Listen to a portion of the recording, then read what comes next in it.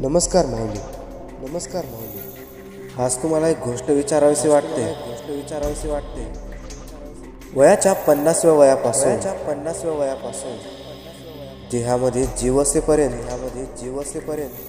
तापलेल्या रस्त्यावर ना अन्न ना पाणी ना कुठली चिंता करता उन्हात तानामध्ये या पालखीची पाययात्रा करणाऱ्या या म्हाताऱ्याला खरंच काही मिळत असेल का?